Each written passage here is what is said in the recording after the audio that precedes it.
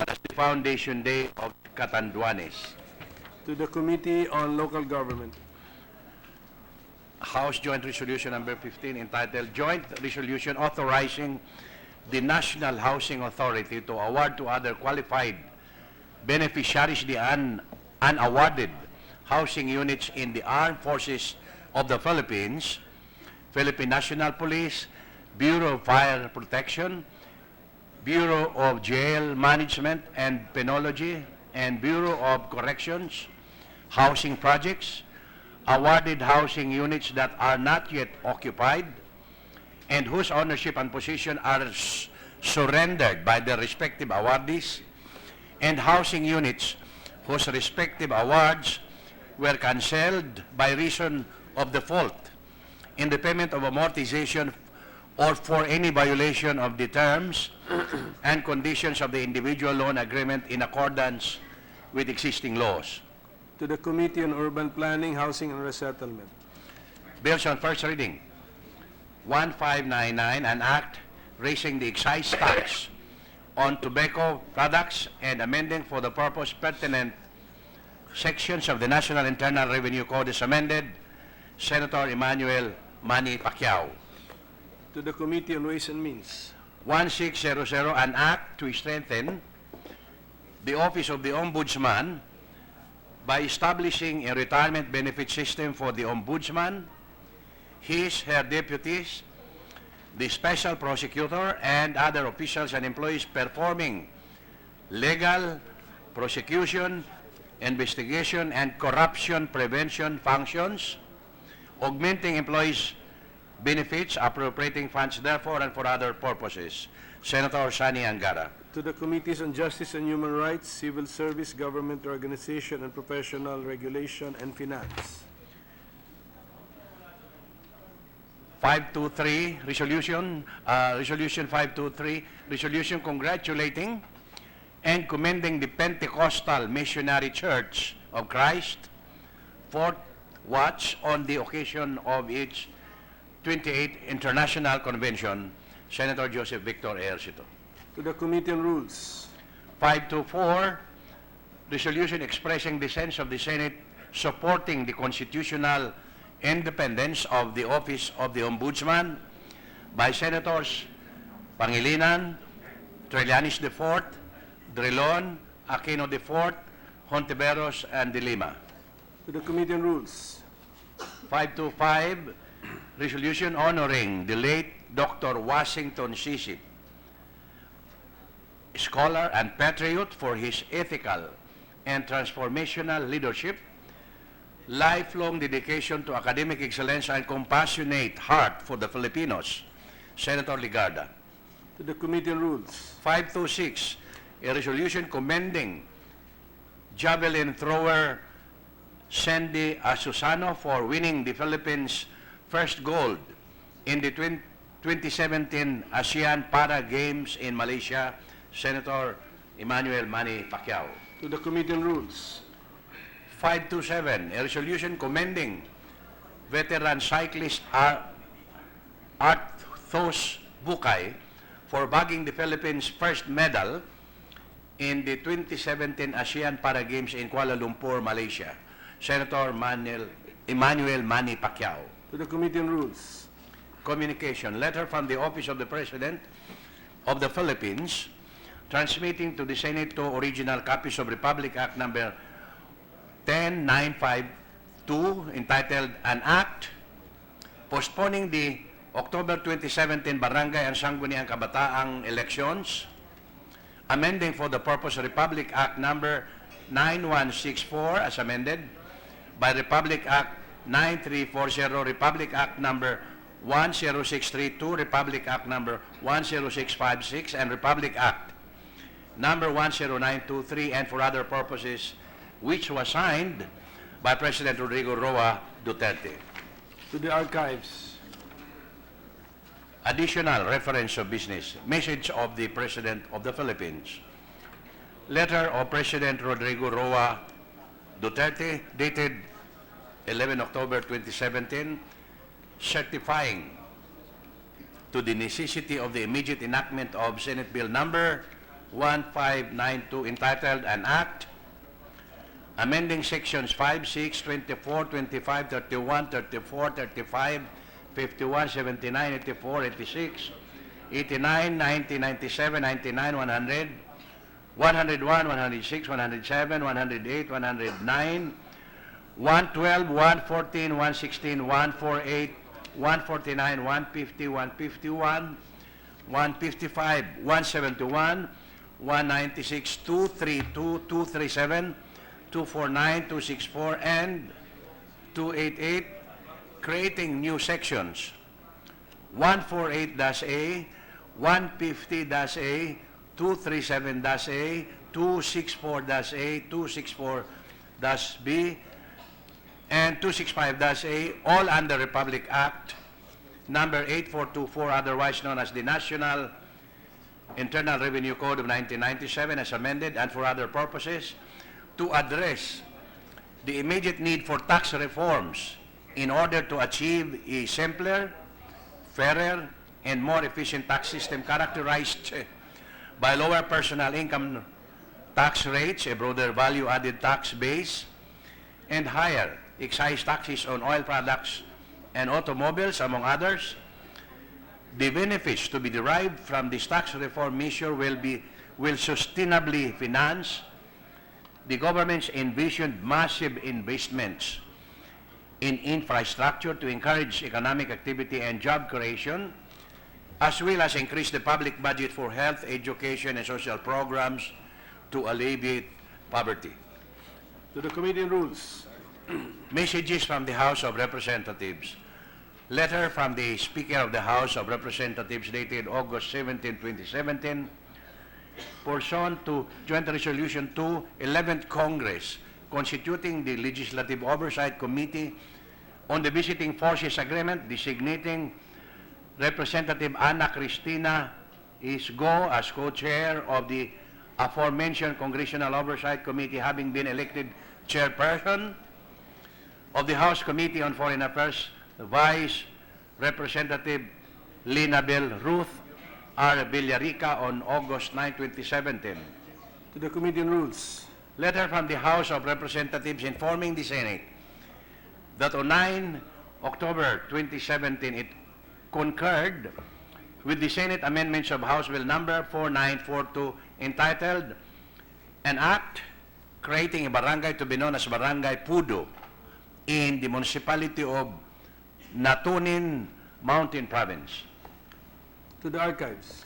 Letter from the House of Representatives informing the Senate that on 9 October 2017 it designated Representative Casilaw as additional conferee to the Bicameral Conference Committee on the disagreeing provisions of House Bill number 5670 entitled An Act Strengthening Assistance to All Farmers by Providing Free Irrigation Service Fee and all other similar or related fees or charges, amending for the purpose certain provisions of Republic Act number 3601 as amended by Presidential Decree number 552 and Presidential Decree number 1702, otherwise known as the National Irrigation Administration Act, and Republic Act number 8435, otherwise known as Agriculture and Fisheries Modernization Act of 1997, and appropriating funds therefore, and Senate Bill number 1465 entitled An Act Providing Free Irrigation Service to Small Farmers, revoking for the purpose the corporate status of the National Irrigation Administration, appropriating funds therefore and for other purposes. To the Archives. Letter from the House of Representatives informing the Senate that on 9 October 2017 it passed the following House bills in which it requests the concurrence of the Senate. House Bill number 6396 entitled An Act Instituting Policies for the Protection and Welfare of Caregivers and the Practice of their Profession. To the Committee on Labor, Employment, and Human Resources Development. 6431, an act granting Bohol Chronicle Radio Corporation a franchise to construct, install, establish, operate, and maintain radio broadcasting stations in the province of Bohol. To the Committee on Public Services. 1530, an act requiring government agencies to indicate the blood type of individuals in the identification cards, certificates, and licenses. To the Committees on Health and Demography, Civil Service, Government Organization and Professional Regulation, and Finance. 927, an act converting the Land Transportation Office licensing center in the municipality of Kawit, province of Cavite, into a regular licensing center to be known as the LTO Cavite Licensing Center of Kawit, Cavite, and appropriating funds therefore. To the Committees on Public Services and Finance. 6394, an act declaring the Mayon Volcano Natural Park in the province of Albay as a protected area and providing for its management. To the Committees on Environment and Natural Resources and Finance. 6465, an act converting the Northwestern Mindanao State College of Science and Technology in the city of Tangob, province of Misamis Occidental, into a state university to be known as the University of Northwestern Mindanao and appropriating funds therefore. To the Committees on Education, Arts and Culture, Ways and Means and Finance. 6512, an act creating a barangay to be known as Barangay Timbawan in the municipality of Tungawan, province of Zamboanga, Sibugay. To the Committees on Local Government and Electoral Reforms and People's Participation. 6513, an act creating a barangay to be known as Barangay Masao in the municipality of Tungawan, province of Zamboanga, Sibugay. To the Committees on Local Government and Electoral Reforms and People's Participation. 6521, an act upgrading the Bataan Provincial Hospital in the province of Bataan into a level 3 teaching and training hospital to be known as the Bataan General Hospital and Medical Center and appropriating funds therefore. To the Committees on Health and Demography and Finance. 6522, an act establishing a national science high school in Barangay Bagumbayan, Balangas City, province of Bataan, to be known as Balangas City National Science High School and appropriating funds therefore. To the Committees on Education, Arts and Culture and Finance. Letter from the House of Representatives informing the Senate that on 10 October 2017 it ratified the Conference Committee report on the disagreeing provisions of House Bill number 6016 entitled An Act Regulating the Issuance, Use, and Redemption of Gift Checks, Gift Certificates, and Gift Cards, and Senate Bill number 1466 entitled An Act Prohibiting the Imposition of Expiry Dates on Gift Checks and for other purposes. To the Archives. Bills on first reading.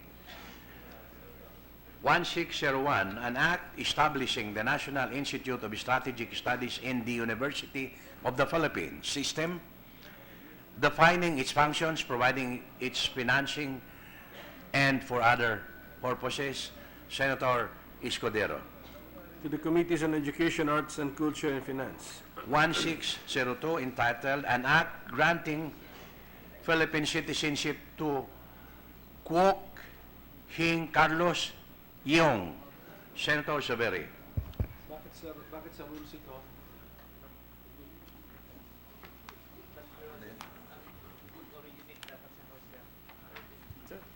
To the Committee on Rules. Kasi private bill. An act, 1603, an act lowering the age of criminal responsibility, amending for the purpose of Republic Act number 9344, otherwise known as the Juvenile Justice and Welfare Act of 2006 as amended. Senator Drilon. To the Committees on Justice and Human Rights and Women, Children, Family Relations, and Gender Equality.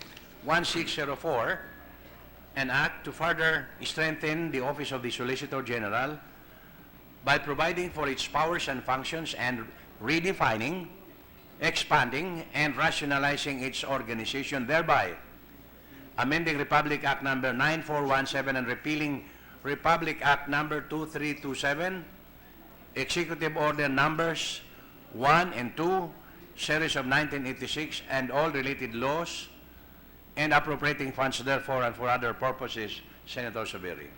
To the Committees on Justice and Human Rights, Civil Service, Government Organization and Professional Regulation, Ways and Means and Finance. 1605, an act increasing the excise tax on tobacco products and amending for the purpose Section 145 Republic Act number 8424, otherwise known as the National Internal Revenue Code of 1997, as amended by Republic Act number 9334 and Republic Act number 10351, and for other purposes, Senator Joseph Victor Ejercito. To the Committee on Ways and Means. 1606, an act authorizing the sale of parcels of land in Barangay Cruz na Ligas, Quezon City, to its legitimate and qualified residents, amending for the purpose Republic Act number 9500, otherwise known as the University of the Philippines Charter of 2008, Senator Soto III. To the Committees on Education, Arts and Culture, and Urban Planning, Housing and Resettlement. 1607, an act strengthening the employment rights for members of the Citizen Armed Forces or the Reserve Force of the Armed Forces of the Philippines, and for other purposes, Senator Paulo Benigno Bamaquino IV. To the Committees on Labor, Employment and Human Resources Development, National Defense and Security, and Finance. 1608, an act providing for the basic law for the Bangsamoro Autonomous Region and abolishing the Autonomous Region in Muslim Mindanao, repealing for the purpose Republic Act number 9054, entitled An Act to Strengthen and Expand the Organic Act for the Autonomous Region in Muslim Mindanao, and Republic Act number 6734, entitled An Act Providing for an Organic Act for the Autonomous Region in Muslim Mindanao, and for other purposes, Senator Aquilino Coco Pimentel III. To the Committees on Local Government and Constitutional Amendments and Revision of Codes. Resolutions. 531, resolution directing the Committee on Energy of the Senate to conduct an inquiry in aid of legislation into the alleged anomalous contracts and or agreements entered into by the First Catanduanes Electric Cooperative with Power One Corporation and or Catanduanes Power Generation Inc., which has resulted to the continued unstable power supply situation in the island province of Catanduanes, as well as the charging of bloated power rates and undue payment of foregone energy charges by consumers of the province, purportedly with the connivance of officials of the National Power Corporation and the Energy Regulatory Commission, in order to establish the true and real extent of said anomaly and determine whether or not the regulators are actually involved, and in order to determine whether or not there is a need for remedial legislation in this regard. Senator Trillanes IV. To the Committee on Accountability of Public Officers and Investigations. 532, resolution urging the Senate Committee on Public Order and Dangerous Drugs to conduct an inquiry in aid of legislation on the anomalous death of Eduardo Serena Sr., a farmer who reportedly died in police custody while allegedly harming himself, with the end in view of ending practices of police brutality and ensuring that police procedure in handling persons under detention is strictly followed. Senator Grace Poe. To the Committees on Public Order and Dangerous Drugs and Justice and Human Rights. 533, a resolution directing the appropriate Senate Committee to conduct an inquiry in aid of legislation on the status of the Motor Vehicles Users Charge Fund in view of the proposed transfer of its management to the DPWH and the DOTR. Senators Pacquiao, Soberi, Gatchalian, and Ejercito. To the Committee on Public Works. 534, resolution directing the appropriate Senate committee to conduct an inquiry in aid of legislation on the status of implementation of Batas Pambansa Bilang 344, otherwise known as the Accessibility Law, and Republic Act 7277, or the Magna Carta for Disabled Persons. Senator Laila De Lima. To the Committee on Social Justice, Welfare, and Rural Development. 535, resolution directing the Senate Committee on Urban Planning, Housing, and Resettlement to conduct an inquiry in aid of legislation into the living conditions of and threat of eviction against resettled families in Northville and Southville relocation sites, with the end in view of crafting legislative measures and other appropriate interventions that aim to secure, fulfill, and protect their rights, particularly the right to housing and other economic, social, and cultural rights. Senator Laila De Lima. To the Committee on Urban Planning, Housing, and Resettlement. 536, resolution commending the bravery and heroism of the members of the Armed Forces of the Philippines and Philippine National Police, and honoring the fallen heroes who died defending the liberty of Marawi City for their valiant and invaluable service to the country. Senator Joseph Victor Ejercito. To the Committee on Rules. 537, resolution directing the Committee on Public Services to conduct an inquiry in aid of legislation on instances of air traffic obstructions allowed by the Civil Aviation Authority of the Philippines, with the end in view of reviewing, amending, and proposing new laws and regulations to ensure safe and efficient air transport system and civil aviation in the country. Senator Joseph Victor Ejercito. To the Committee on Public Services. 538, resolution expressing the sense of the Senate of the Philippines to nominate Wang Od Ogay for the Gawad sa Manlilikha ng Bayan, or the National Living Treasures Award for fostering and preserving the national indigenous tattoo art of Kalinga. Senator Sani Angara. To the Committee on Rules. 539, resolution commending and congratulating Karen Ibasco for being crowned as the 2017 Miss Earth. Senator Sani Angara. To the Committee on Rules. 540, resolution congratulating the valiant uniformed men and women of the Armed Forces of the Philippines and the Philippine National Police for exhibiting gallantry, bravery, and heroism as we triumphantly liberated Marawi City, Lanao del Sur from terrorists. Senator Soberi. To the Committee on Rules. Committee report. Committee report 168, submitted by the Committee on Accountability of Public Officers and Investigations on Senate Resolution number 425, introduced by Senator Richard Gordon, entitled Resolution Directing the Senate Committee on Accountability of Public Officers and Investigations to conduct an inquiry in aid of legislation into the 6.4 billion worth of shabu shipment from China, on the possible malfeasance, misfeasance, and non-feasance of Bureau of Customs officials and employees, recommending the adoption of the recommendations as contained in this report, and for its full and immediate implementation, Senators Gordon and Soto III. To the calendar for ordinary business. Second, additional reference of business. Bills on first reading.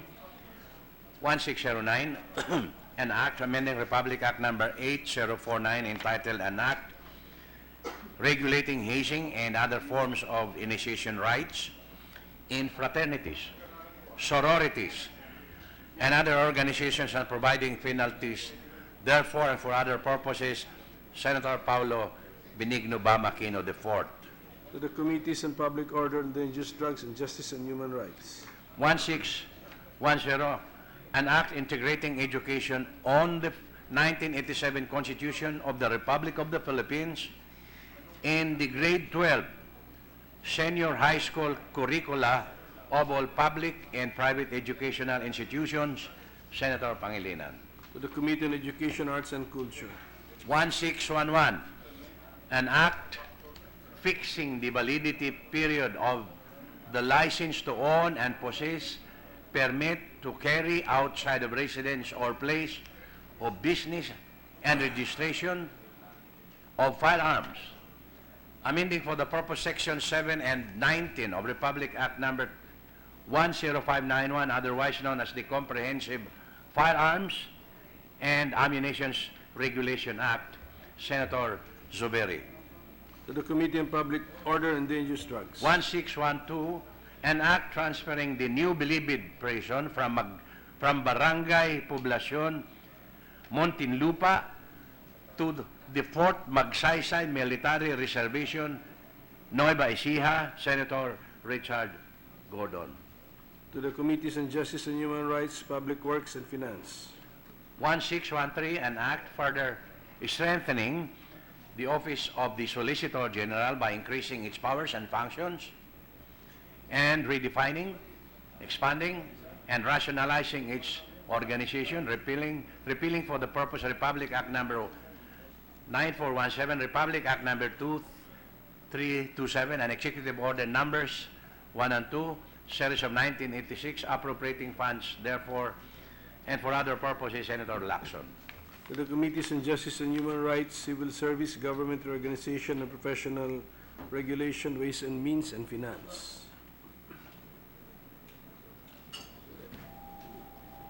Itong isa. Mr. President, would also like to acknowledge the presence of Mayor Dexter Calizo of Balete, Aklan, and Ania de Campong Magoyag, Barangay Raya, Sadok, Marawi City, and visitors of Senator Zubiri. Now, Welcome to our guests, and I also saw the DFA Secretary. oh yes, Yes, of course, Mr. President, the Secretary, former Alan Senator Peter. Alan Peter Cayetano, Secretary of Foreign Affairs, would like to welcome him to the Senate. Now, Mr. President, although the minority leader and I have already agreed that we will religiously follow the order of business, wherein that means the privileged speeches are placed at the end of the business of the day, which is incorporated in our rules. Before we go into a caucus now, in as much as the chairman of the Committee on Appropriations is still Finance. Finance, I'm sorry, is still preparing, and we will be meeting in a caucus in a while. If there is no objection from the members, I move that we recognize Senator Risa Ontiveros for a statement on the International Day of the Child, Mr. President. Is there any objection? There being none, so we bring forward the privileged speech of Senator Ontiveros, and she is hereby recognized. Thank you, Mr. President. Thank you, Majority Leader. Mr. President, I rise on a point of personal and collective privilege.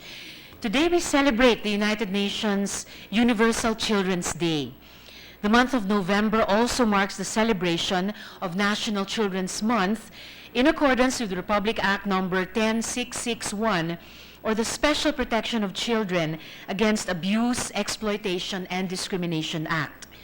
This declaration commemorates the adoption of the Convention on the Rights of the Child by the United Nations General Assembly on 20th November 1989 and seeks to instill its significance in the Filipino consciousness. The Senate is not only called upon to celebrate this important event, but to maximize its powers of oversight to safeguard and protect the rights of all Filipino children, regardless of gender, status, background, and circumstances. Mr. President, bukod sa pagdiriwang, ngayon ay araw ng dakilang paggunita para sa mga batang inabuso, pinagkaitan ng magandang kinabukasan at ninakawan ng buhay. Today, we remember 4-year-old Althea Fem Barbon, who died from a gunshot wound as she went out to buy popcorn with her father, who was a target of a buy-bust operation. Today, we remember 5-year-old Danica May Garcia, who was preparing to go to school when 2 motorcycle riding men barged into their home and opened fire at her grandfather, hitting her in the head. Today, we remember 5-year-old Francis Manyosca, who was sleeping with his mother and other siblings when a bullet intended for his father was fired through a closed window, killing him instead.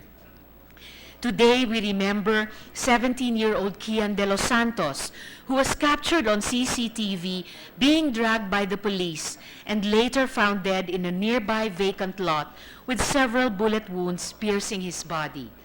Today, we remember them and all the children and youth who fell victim to extrajudicial killings. May this remembrance come with a commitment to honor them by seeking justice for the violence that took them away from their loved ones and robbed them of what may have been a fulfilling life. Mr. President, today is a good day to be reminded of the state's responsibility to provide special protection to children from all forms of abuse, neglect, cruelty, exploitation, and discrimination, and other conditions prejudicial to their development. The numbers yielded by the 2016 National Baseline Study on Violence Against Children, conducted by the Council for the Welfare of Children, UNICEF, and other government and CSO partners, paint a disturbing picture. 3 in 5 Filipino children experience physical violence, with more than half of this happening where children should feel the safest, in their homes.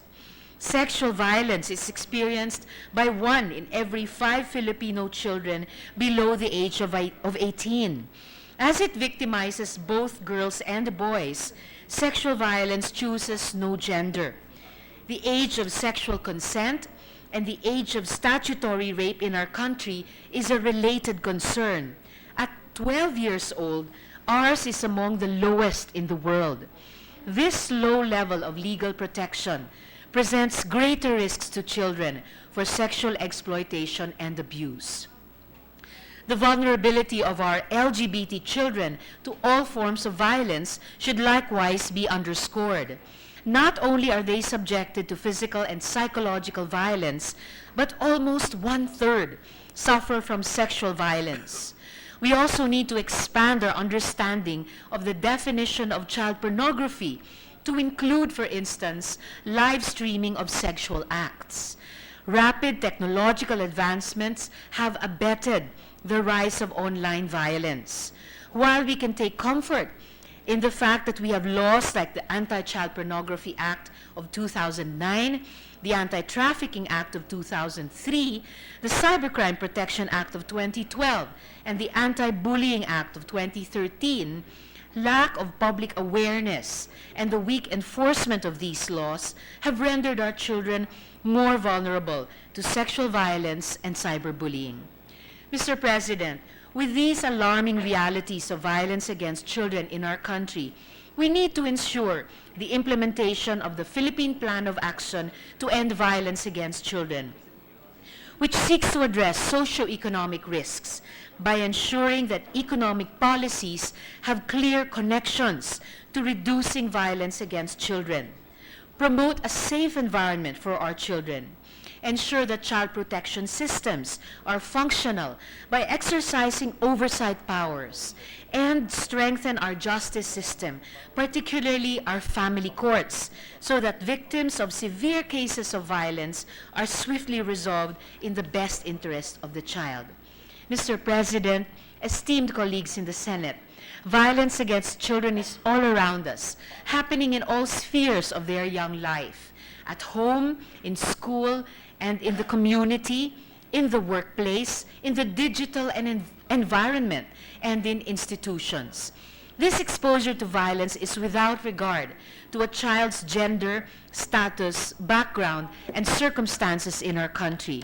Physical, emotional, and sexual abuse and online violence create lasting emotional and psychological scars, and victims may themselves later on become perpetrators of violence as a result of their experiences.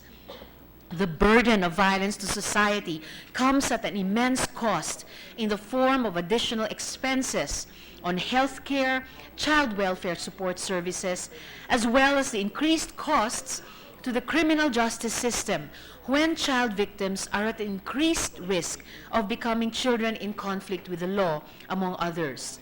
Our country loses when abused children are less able to contribute and become unproductive members of their community. Mr. President and honorable members of the Senate, let us act now. Let us address these challenges. Let us protect and empower all children to allow them to thrive as individuals who have rights and have the enormous potential as human beings. Let us not fail our children by protecting their welfare and well-being. Let us not fail the future of this nation. Marami pong salamat.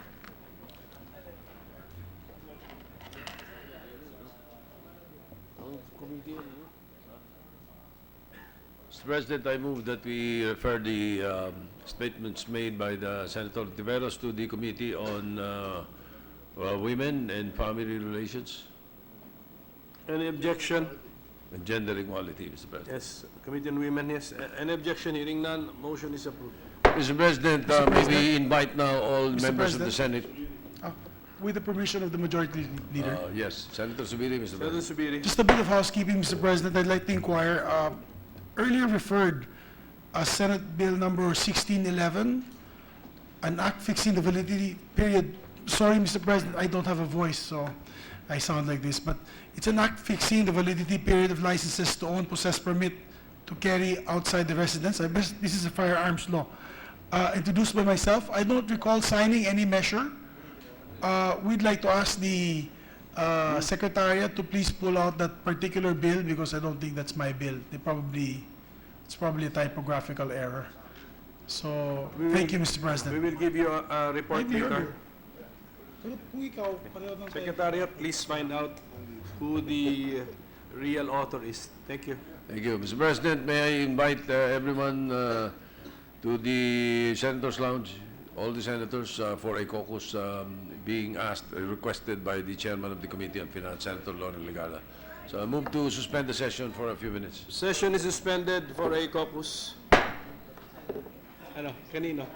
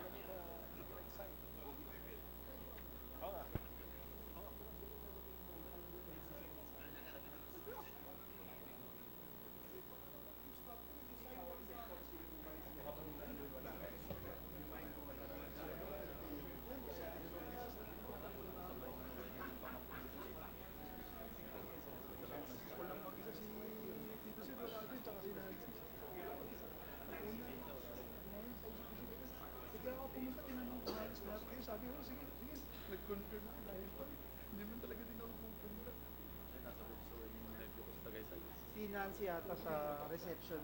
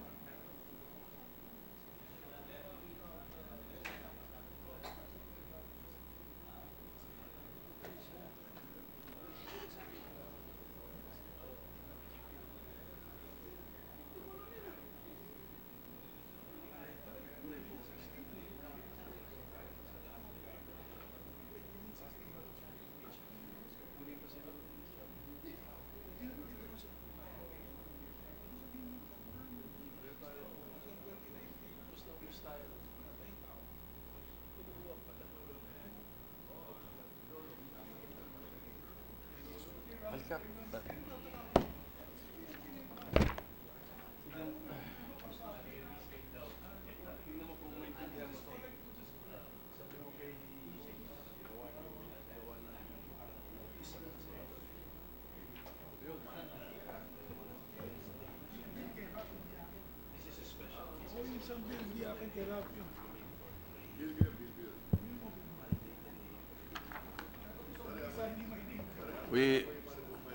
We're ready to resume, Mr. President. Session is resumed. Mr. President, before the caucus was called, and before the suspension of the session, Senator Zubiri called our attention to a bill that was referred to a particular committee, but was not really authored by Senator Zubiri. It's a misprint, Mr. President. There was an error. It is the principal author, and the author of the bill is Senator Ralph Recto, the President pro tem. So maybe place that on record, please, to correct the records. The manifestation is noted and the record should be corrected. Of course, that does not preclude Senator Zubiri from wanting to be a co-author, just in case, Mr. President. Anyway, Mr. President, with the permission of the body, I move to resume consideration of Senate Bill 1439, other committee report 60. Any objection? Hearing none, motion is approved. This is the energy virtual one-stop shop. The parliamentary status of the measure is that we were still in the period of individual amendments.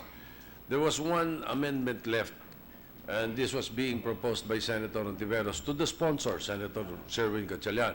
So may I now move to recognize Senator Sherwin Gatchalian as the sponsor of the measure, and Senator Ontiveros, if she is still interested in pursuing her amendment. So the sponsor, Senator Gatchalian and Senator Ontiveros are recognized. Thank you, Mr. President. Just to recall what transpired during the last interpolation and proposals for amendments, the Good Senator from Akbayan proposed a few amendments which we think that will not be appropriate for this measure, Mr. President. So with that, Mr. President, we would like to request for a vote on the amendments being proposed by the Good Senator from Akbayan. Let me set the record straight, Mr. President. The Senator Ontiveros is proposing an amendment. Senator Gatchalian is not accepting the amendment. What is the pleasure of Senator Ontiveros, Mr. President?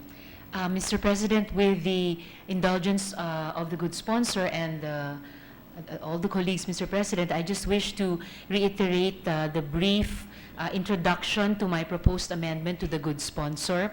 I recognize that he was not able to accept my proposed amendment in our period of amendment, I think sometime last September, 2 months ago, and then I will appeal the amendment to the body, Mr. President, and then I have a second and final proposed amendment to make to the good sponsor.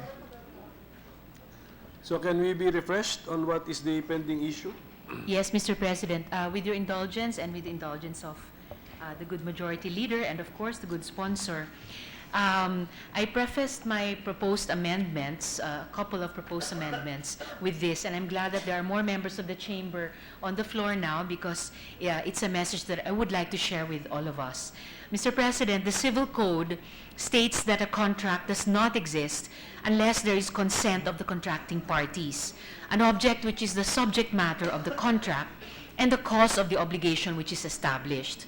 A person cannot be compelled to give his or her consent to a contract involving private property, especially with another private entity, absent a clear legal requirement and the observation of due process. Mr. President, dear colleagues, the ancestral domain of an indigenous people is private property. However, despite being private property, this bill would have the effect of abridging the right of indigenous peoples to give or withhold consent to energy projects involving their ancestral domains by imposing deadlines on their decision-making processes by limiting the grounds upon which consent can be withheld, and by making approval of projects the default in case of inaction. More troubling, the denial of an application due to the refusal of an indigenous community to provide free, prior, and informed consent appears to be appealable. Mr. President, are we not denying indigenous peoples the right to freely make decisions involving their ancestral domains? Are we not making it harder for them to resist encroachments that threaten the very character and essence of their land, such as coal plants? Is this burden, Mr. President, imposed upon any other group of private landowners in the Philippines? Are we imposing this burden because of the belief that our indigenous peoples cannot be trusted to make decisions for themselves?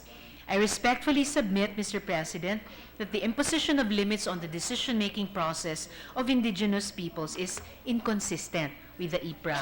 I thus, in the previous period of amendment, last September, called on our body to reconsider the implications of Section 15 for our country's indigenous peoples, communities that have been marginalized and excluded for so long. I called on our body to, within the bounds of law, let the indigenous people do with their land as they wish. And since we could not let them be, I strongly urged the following, just two amendments to be adopted. I will restate the first amendment, which I do recognize has been not accepted, Okay, so this yes, is the one. by the good sponsor, and this is the one that I am appealing to the body. In Section 15, Okay. on page 13, line 11, replace 10 with 20. And in Section 15, on page 13, line 14, after the word condition, insert the phrase counted from the time of submission of the FPIC report to the regional review team.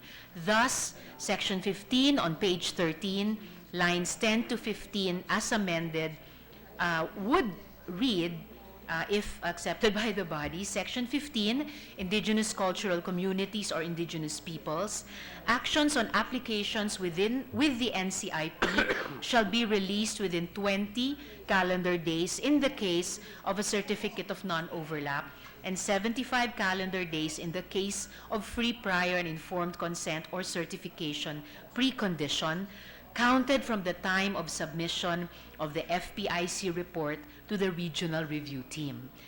I so move, Mr. President. Why is it 75 now?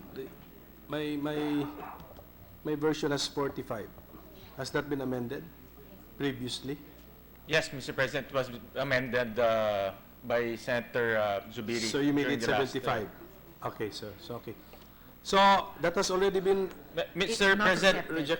Mr. President, just to give the body a brief explanation of how come this representation cannot accept the proposed amendment of the good senator. This representation recognizes the unique rights given to our ICCs and IPs under the Constitution. The state, through the IPRA, has recognized the right of ownership over ancestral domains and ancestral lands. Nevertheless, the IPRA has not diminished the right of ownership of the state over natural resources and the concomitant rights to explore, develop, and utilize them.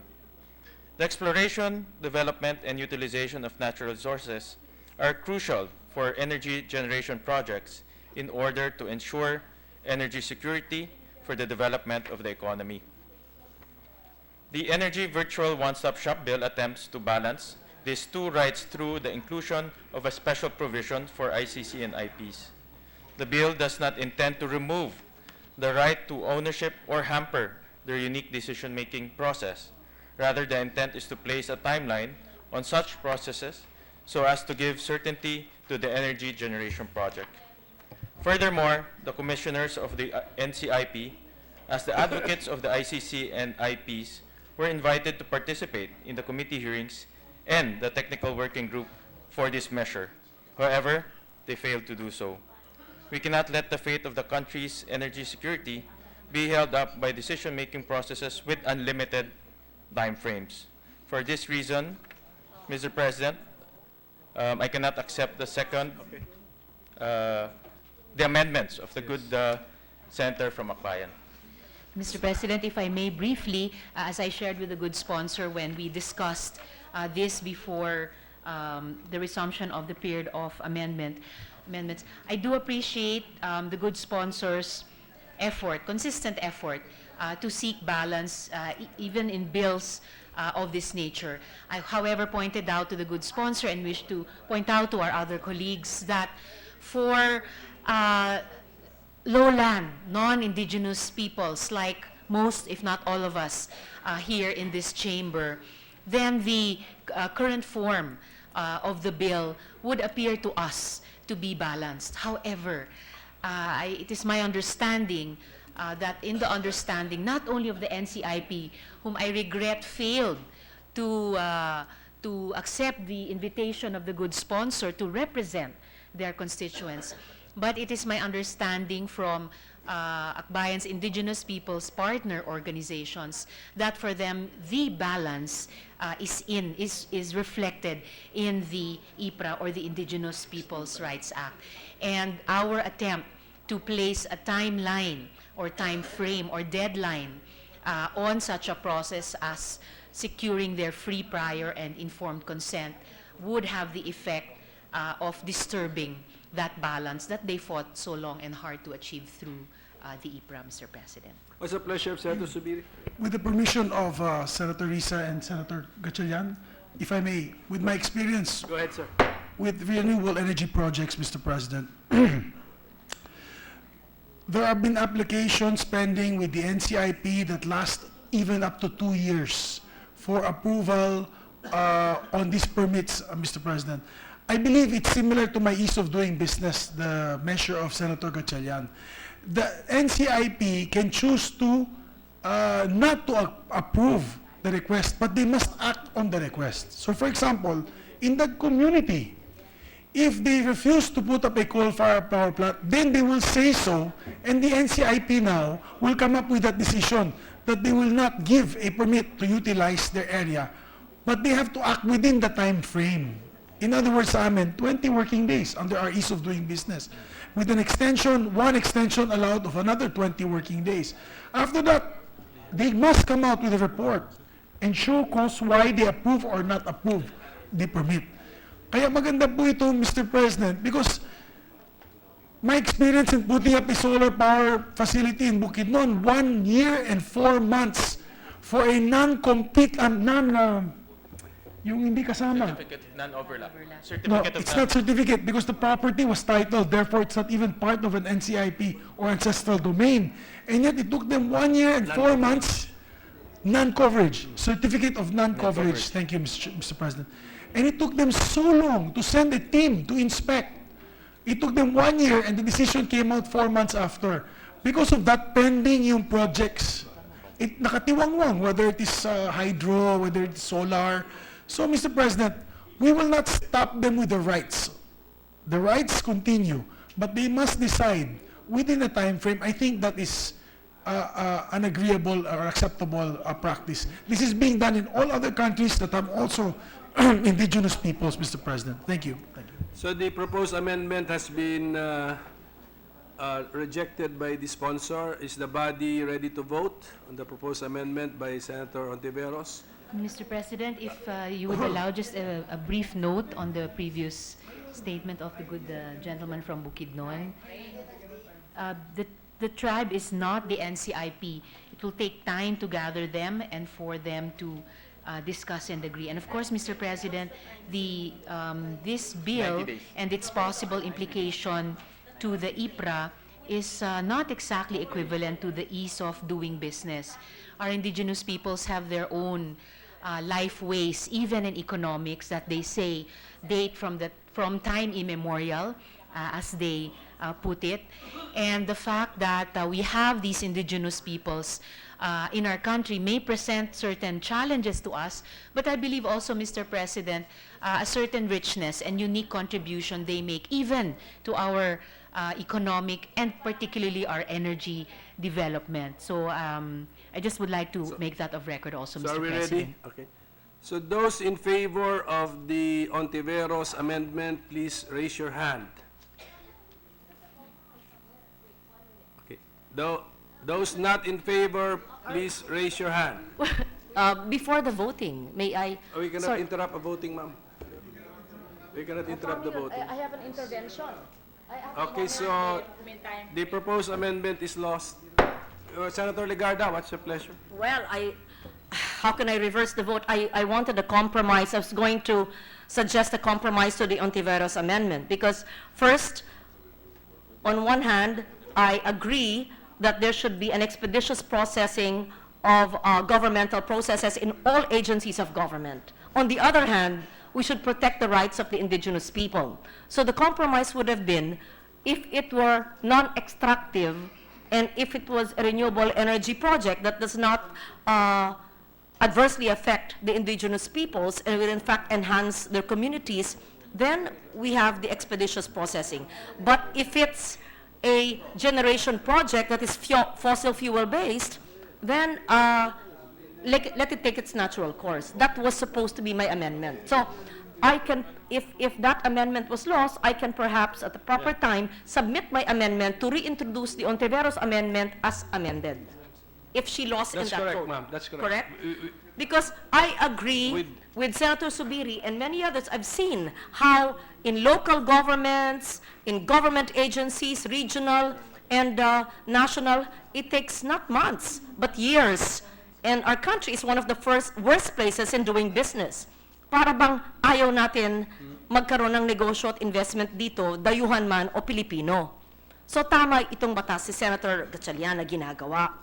However, as former chair of the Cultural Communities Committee and as an advocate for the rights of indigenous people, I understand. Eh kung maglagay dyan ng oil depot o kung maglagay dyan ng coal mining, o yung nangyaring coal ash sa Iloilo ngayon, yung nangyari long ago in Marinduque, hanggang ngayon hindi pa nakaahon ang mga, I'm not talking about, in Buwak, Marinduque, remember, this is mining, more copper of 30 years ago. What I'm saying, there are extractive industries and fossil fuel-based industries that affect communities, not just indigenous peoples. Dapat pag-aralan talaga yan. So we have to balance the rights of our ancestral, of our indigenous peoples at the same, and allow them the process of consultation. At the same time, we should expedite the process if it does not adversely impact on the environment. In fact, if it enhances the natural environment and gives livelihood, sustainable rural livelihoods. That is my, so Senator Ontiveros lost in the vote, but I will craft an Yes, amendment which I please. hope the body will accept. Thank you. So let us continue, Senator Ontiveros, for your second Thank you, Mr. President. A good sponsor for my second and last proposed amendments. I propose that in section 15 on page 14, line 2, after the phrase 75 days, to insert the phrase counted from the time of submission of the FPIC report to the regional review team.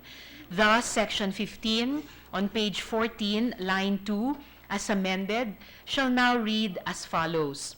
Provided that such provisional approval shall be valid only for 75 days, counted from the time of submission of the FPIC report to the regional review team, provided further, and so on and so forth. I so move, Mr. President. Oh, I'm sorry. No, that is my What does- proposed amendment to the good sponsor. Mr. President, this is actually similar to the previous amendment, so we cannot accept this amendment, Mr. President. Thank you, good sponsor. Can the chair be clarified? My copy, amended copy as of September 26, 2017, has 45 days, no longer 75 days. What is the, It's 45 days, Mr. President. So for the- During last Yes, deliberation so- of this measure, Senator Zubiri made the so amendment. it's not 45 days? Yes, So it's we, not I'm just 45 informing days. Senator Ontiveros that Thank she you. should be aware that the 75 that you have been reading Now has been amended to 45 45. So, Thank you, So, Mr. President any, and good sponsor. And Mr. President, if I just may, before appealing this to the body, so the good sponsor is right. This second and last amendment is similar to the first. Yes. Precisely because both seek to place front and center, even of our EVOS bill, the primacy of free, prior, and informed consent. Not only FPIC in terms of its process and in terms of its outcome, whether approving or not approving, but also in terms of its time frame, which in the IPRA does not exist, but which we are proposing here in the EVOS. For the reason that I stated in appealing to the body, the first amendment, which was not accepted, that placing a deadline, a time frame on the FPIC process would have the effect of limiting the rights of indigenous peoples. And if I may say lastly, Mr. President, I have shared this with a good sponsor, but I'm only sharing this now on the floor because it's not an exact similarity because it refers to different creatures. But one thing that's always at the back of my mind in discussing these proposed amendments with a good sponsor is if the honorable colleagues are familiar with Lord of the Rings, the Ents. You know, Middle Earth was already going to war, and yet the Ents had to go through their process of discussion and consensus building, even though the other creatures, the other races there of Middle Earth, especially the hobbits, were very impatient. But in the end, there was a certain wisdom that they brought to the resolution of the conflict there. Again, that's just something at the back of my mind, Mr. President. I submit my appeal to the body on this second and last so amendment. Senator Ontiveros is submitting to the body her proposed amendment. Those in favor of the Ontiveros amendment, please raise your hand. Those not in favor, please raise your hand. Okay, so the amendment is lost. Thank you, Mr. President. Thank you, good sponsor. Thank you, Mr. President, and I thank the good senator from Akbayan for the proposals. Maybe in the next proposals that we will be making, next bills that we'll be making, we can work together towards a more efficient energy sector. Thank you, Mr. President. Sayang.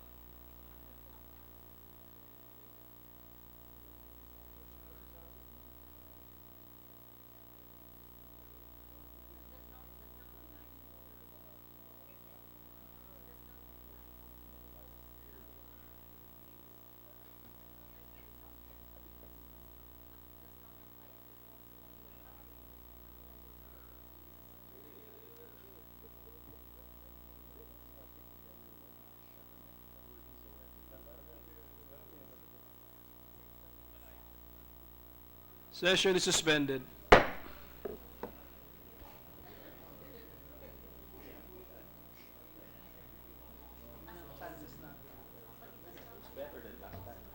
Ready to resume, Mr. President? Session is resumed. Mr. President, Senator Legarda is contemplating on proposing an amendment, so Senator Gatchalian is willing to listen. So I move to suspend consideration of Senate Bill 1439 under Committee Report 60, and we can take it up tomorrow. Any objection? Hearing none, motion is approved. Thank you, Mr. President. I move to transfer from the calendar for ordinary business to the calendar for special order Senate Bill 1597 under Committee Report 166. Any objection? Hearing none, motion is approved. I move to consider Senate Bill 1597 under Committee Report 166. Any objection? Hearing none, approved. May we ask Secretary to read the title of the measure? an act institutionalizing the grant of student fare discount privileges on public transportation and for other purposes. Mr. President, to sponsor the measure, may we ask the Chair of the Committee on Education, Arts and Culture, Senator Asani Angara, be recognized. To sponsor the measure, Mr. President. Senator Angara is recognized to sponsor the measure. Thank you, Mr. President. Thank you, Majority Leader, distinguished colleagues. The Senate has a proud tradition of pushing for measures that benefit our students. For instance, the government assistance to students and teachers in private education, or GASTPE, provides cash grants to poor but deserving private school students. There's also the UNIFAST, or the Unified Student Financial Assistance System for tertiary education, for a more harmonized, speedy, and targeted financial support for our students. These go hand in hand with other laws such as the Free High School Act, the Universal Kindergarten Act, the Early Years Act, to provide opportunities for our youth to acquire a well-rounded education. Kamakailan lang po, sabay-sabay po natin sinuportahan ang pagpasa ng Republic Act 10931 o ang Universal Access to Tertiary Education para maging tuition-free na ang ating mga state universities and colleges o SUCs. These laws have made education much more accessible and less burdensome by providing students some tuition assistance. Ngunit hindi lang tuition ang pinagagastusan ng mga pamilya para makapag-aral ang kanilang mga anak. Ayon sa Commission on Higher Education, or CHED, sa kolehiyo, 40% lang ang tuition at humigit kumulang sa 60% ang ginagastos ng mga estudyante at kanilang mga magulang para sa mga miscellaneous and living expenses. Kasama na po dito ang pamasahe. Karamihan ng ating mga mag-aaral ay sumasakay, papasok at pauwi mula sa kanilang paaralan. At dahil araw-araw sila nagko-commute, unti-unting lumalaki ang kanilang gastusin para sa kanilang edukasyon. Kaya nga, polisiya ng bansa ang magbigay ng student fare discount para sa ating mga mag-aaral.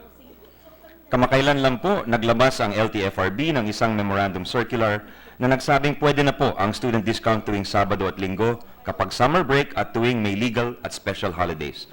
This was our plea for the longest time, and we're very happy that they heard and they gave way to this plea, because students do not stop becoming students on weekends and during vacations. Ginoong Presidente, pwede pang paliwigin ang polisiyang ito at gawing ganap na batas ng bansa.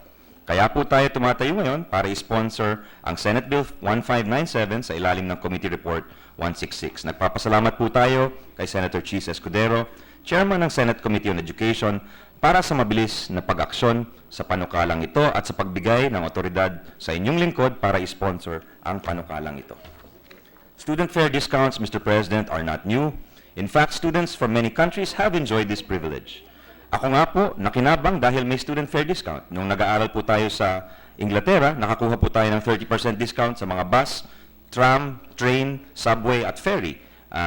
Madaling makakuha nito at pwede siyang gamitin kahit Sabado o Linggo, tuwing bakasyon, hanggat tayo'y naka-enroll.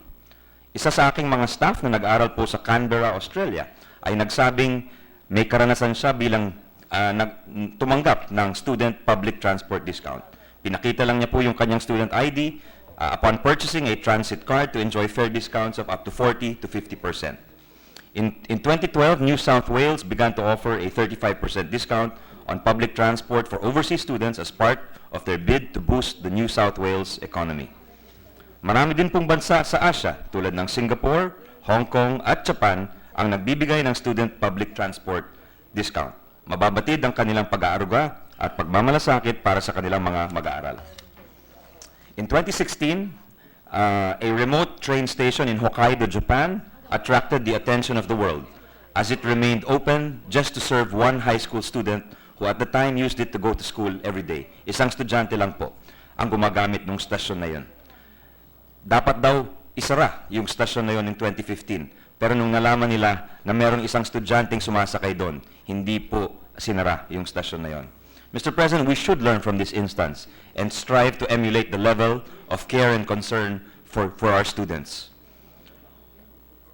Through this bill, we will institutionalize the discount rates that students receive and expand to include water, air, and rail transport facilities. Ibig sabihin, may discount na ang mga mag-aaral kapag sasakay sila sa barko, sa MRT o LRT, pati na rin sa eroplano kapag sa loob ng Pilipinas lamang ang biyahe. Furthermore, under the proposed measure, the fare discount privilege will be available to bona fide students through the entire period of their enrollment. That means they can get a discount during weekends, holidays, summer, or semestral breaks.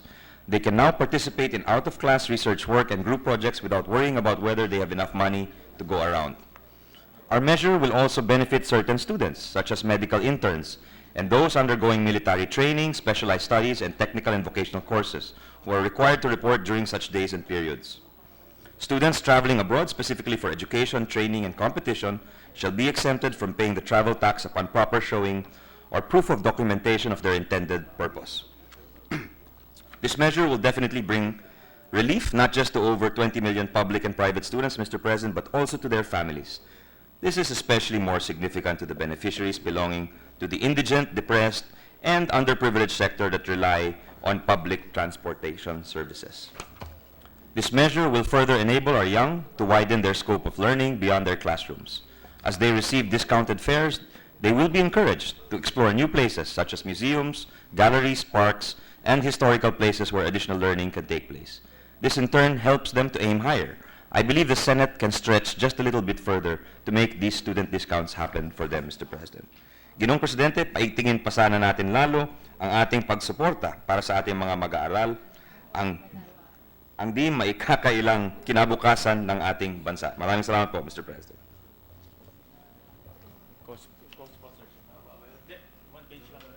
One page lang. Mr. President, to co-sponsor the measure, Senator Gatchalian. Senator Gatchalian is Thank recognized. you, Mr. President. Dear colleagues, it is with great honor and privilege that I stand to sponsor Senate Bill number 1597, or the Student Fare Discount Act, alongside my hardworking seatmate, Senator Sani Angara. With the passage of Republic Act number 10931, or the Universal Access to Quality Tertiary Education, education is now accessible from kindergarten to tertiary level. However, in spite of the implementation of tuition fee, many of today's youth are still unable to finish school due to expenses associated with attending classes in schools, such as transportation costs and increasing price of basic commodities.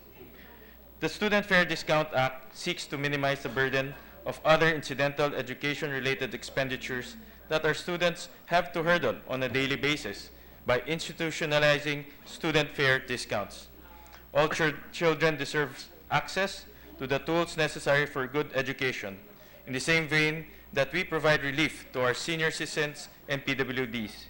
The fare discounts the students will afford both students and their parents the assistance and encouragement to believe that education is the primordial goal of the government, and as such, a learning environment that best meets his or her needs will always find support in our present system. Thank you, Mr. President.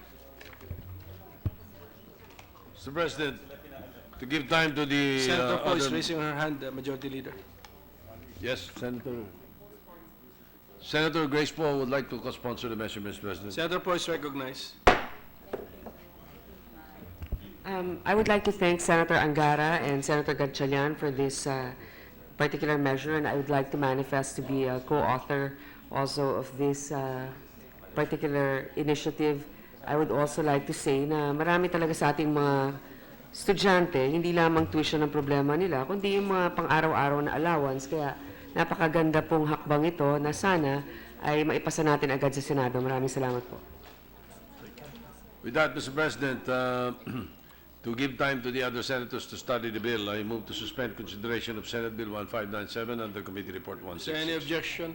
Hearing none, we suspend consideration. Mr. President, I move to designate the Senate conferees to the conflicting provisions of the following franchise bills: House Bill 4636, 5063, 5064, 5175, 5176, 5211, and 5212.